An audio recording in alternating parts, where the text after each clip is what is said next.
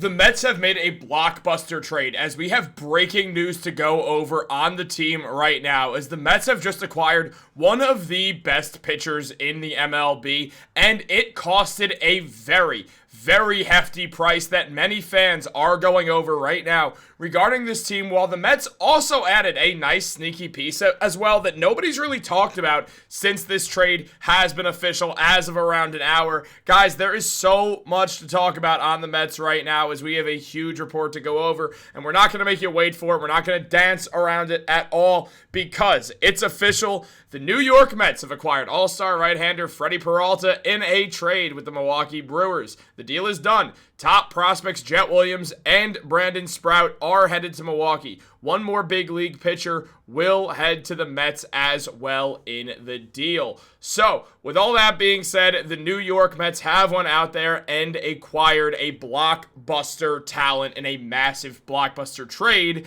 after they 48 hours ago made another huge trade late at night when they acquired Luis Robert Jr. Freddy Peralta had a 2.70 ERA last season and 204 strikeouts. He is a legit ace who adds a lot to the Mets. But right now, like the last trade, there is a lot of conflicted opinions on this. We're going to dive into that and also how I feel about this trade because I do have very strong opinions on it. But before we dive into all the news today, this video is brought to you by Kalshi. And if you download it using the link below and enter the code DIGESTMLB, you'll get $20 when you trade your first 100. Now, Kalshi is the largest prediction market in the United States. And on their platform, you can trade yes, no on real life events, whether that's sports, the news, elections, weather, and pretty much everything. And whether you're in New York, California, Texas, or anywhere else across the country, Kalshi is live in all 50 states. Now, for sports fans, you can trade on game outcomes,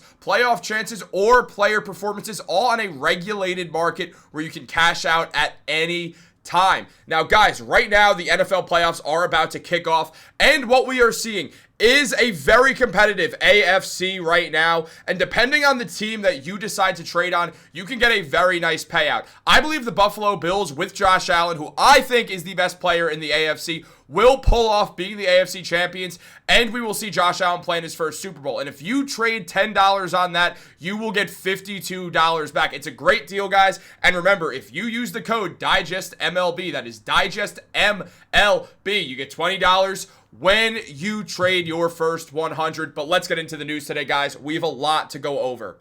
All right, now let's talk about this because there is a lot that goes into this deal here. First of all, as we've already discussed, Freddy Peralta's an ace. There's no way around it. He is a legit ace for a legit team that needed an ace and now looks a lot better. The Mets have added a lot. They missed out on Cody Bellinger. They missed out on Kyle Tucker. And David Stearns and Steve Cohen got upset. That's what happened. Right here. I mean, Luis Robert Jr. too, but especially here with Freddy Peralta, what we're seeing is David Stearns and Steve Cohen absolutely wake up. The start of this offseason felt like a penny-pinching team where Jorge Polanco was going to be replacing Pete Alonso and Marcus Semien is in at second base, and that makes you wonder a lot about what's next going to happen. Are they going to make any actually big free agency acquisitions? And the answer in a lot of ways was no. They didn't make some blockbuster free agency move. What they did instead, I'm just kidding, they added Bo Bichette. Look, obviously they spent a lot of money now. What we're seeing is the fact that when you look at the Mets, they are spending money. This is exactly what we wanted to see. And when it comes down to it, we saw this shift. We've seen now Bo, Luis Robert, Freddy Peralta, all get added to this team in pretty quick fashion. Tucker went to the Dodgers, and that started the landslide of free agents. We saw guys like Bichette. We saw guys like Cody Bellinger make their decisions pretty quickly after Tucker kind of got the lid off because, I mean, there were moves that happened for sure. Like Ranger Suarez moved pretty much before Tucker with the Red Sox deal, though they were close in time as well. But now we're seeing things get the lid off. We're seeing the Mets attack the things that they need to attack. The big thing about this trade, though, is they did give up a whole lot in this deal. I mean, look, trading Brandon Sprout, trading away Jet Williams, those are two top 5 guys. That's something we do have to be aware of. When we look at the Mets' top prospects, and they have a great farm system. Their farm system is not destroyed by trading numbers 2 and 3, or 3 and 4, 3 and 5, I can't count, on their top look, they're going to be fine. Prospect-wise, Nolan McLean's their top prospect and also looks like an ace already. Carson Benj is ready and waiting, and Jonah Tong is pretty close, but it feels like there's a chance, at least a chance, that he does start in AAA again just to begin this season, though he'll be probably back up later for sure, or if literally anyone gets injured. I don't think they'd send him back down again using so many minor league options so quickly.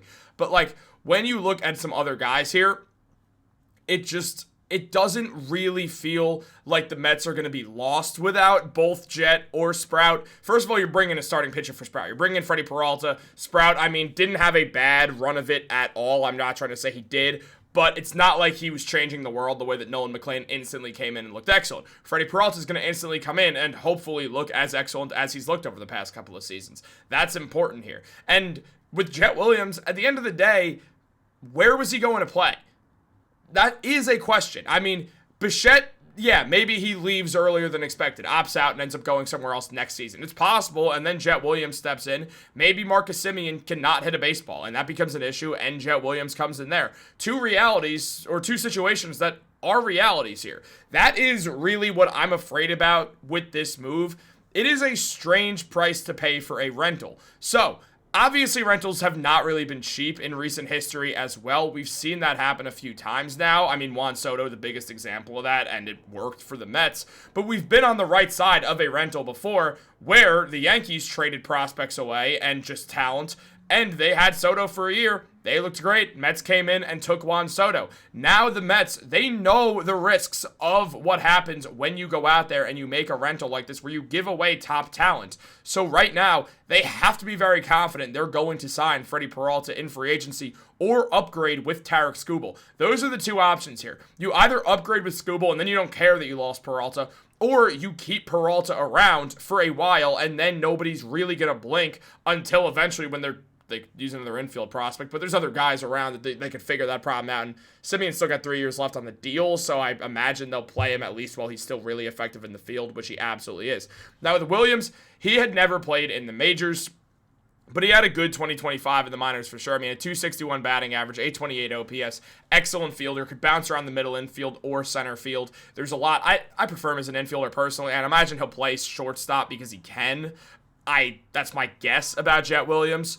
And on top of that, hits the ball well. Not a home run hitter, but runs the bases incredibly well. Just everything you want in a blue chip prospect who's going to go out there and just be an absolutely excellent fielder. You know it's going to happen day one. The contact feels like it's going to get there. He gets on base well. There's everything that you like about Jet Williams. I was excited to see him play on the Mets. I thought he was going to be a really important piece of this team. But again, you are making this trade here where the pitching was more important than holding on to Jet Williams and waiting what could be another year, which, I mean, could have been more, too. On top of that, when you look at a guy like Sprout, I mean, he didn't light the world on fire in the minors this season or the majors. 4.79 ERA in his 4 games that he played in the majors. Had 17 strikeouts and 20.2 innings. And it felt like he would get there. And ultimately, again, he was their 5th-ranked prospect for very good reason, especially in a good farm system. It's very impressive. But when it comes down to it, I do see why people seem a bit okay with this deal. To me, though, I'm not going to call myself okay with this trade. Again, to me, it feels like a very strange price to pay for what very likely could become a rental. If that happens, this is a really, really bad fumble by the Mets. Because right now, I mean, I'm not saying don't try to win. Like, I know the Dodgers are good, but every baseball team is beatable. No team is untouchable. It's not like other sports where it feels like there's a team that just can't be beat. Baseball, it's just any team, you get hot at the right time, and all of a sudden, you could really go any. I mean, look at the Nationals. They had a losing record. They found their stride, and I know they were a better team than their losing record, but still, they found their stride. All of a sudden, they go on and win the World Series. So, we've seen it happen. But at the same time, I'm not really concerned about the Dodgers. I'm more concerned about, look, the Mets are good. I expect them to be a playoff team. But if they don't win anything and lose Peralta for those prospects that they lost, it just feels like a really, really unfortunate mistake by Stearns. Given, if it works, it's a great idea because Peralta gives you a literal ace while McLean continues to get better. There's also a chance that McLean just pitches like an ace all season long. If that happens, the Mets are better off, and they have two absolutely elite arms, because I'm assuming Peralta will put together a year similarly to last season's. I don't see any reason why he really wouldn't. Now, the Mets also did acquire Tobias Myers in this deal, and I do think this actually helps the deal look a bit better. Myers is young. He's only played 2 years in the MLB. He looks like he's around 15 years old, so shout out to Tobias Myers. But he's also been good. I mean, had a 3.15 ERA for the 2 seasons, and this year he did not play as well as last season, but still, overall, 3.55 ERA, and he can kind of be a swingman. Started 6 games for the Brewers, so the Mets get a swingman arm in here, someone who can start if you need him to, and the Mets, their starting pitching has dealt with injury, so this becomes interesting with that. Obviously, Tong would be first up, and the Mets will throw Myers into the bullpen, but at the same time, Myers pitched 50.2 innings, had 38 strikeouts, and the whip was elevated, but it does seem like he's becoming more of a ground-out guy when you look at his numbers. I mean, his extension is good. He doesn't really let people barrel up the ball. People usually don't walk against him too often. He's got great off-speed run value, and overall, the pitching run value is not bad as well. And again, he's young, so he should get better. The Mets bullpen need another arm, especially a guy who could be a swingman like Myers. I think that's a good acquisition. And I think both acquisitions are good. I'm just worried about the amount that they paid for him. Overall, though, if it works, which means the Mets win the World Series or just keep Peralta around for longer than this year, it's a trade that makes sense. You're really looking at a guy in Williams where you would be hard-pressed to find where his spot's going to be, considering the Mets signed around 50 million people for their infield this offseason. And on top of that, with Sprout, obviously a good prospect, but he's the type of guy that I'm not surprised. Honestly, I thought that it would not be as much. I thought it'd be Sprout and someone not Jet Williams for Freddy Peralta. I guess it's because a bunch of teams had interest in him. But guys, I'm rambling. How do you feel about this trade? Let me know in the comments down below. Be sure to get back to you. Like this video, subscribe, turn on post notifications. Have a great day. I'll catch you all later.